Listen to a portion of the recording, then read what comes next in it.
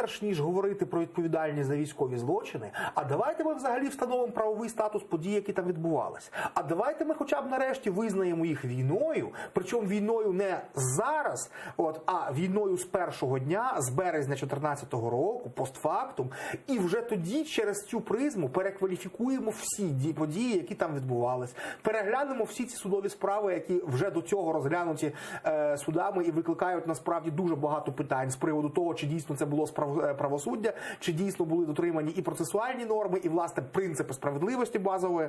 Ні, давайте так. Тобто, якщо вже війна, як там стадіон, так стадіон. Якщо ми вже хочемо говорити про військові злочини, то давайте тоді почнемо з того, що там була війна. І, чесно кажучи, дещо з того, що говорив Євген Юхимович, мені особисто, як учаснику тих подій, чесно, знаєте, викликає таку нормальне ставлення будь-якого фронтовика до умствувань тиловиків.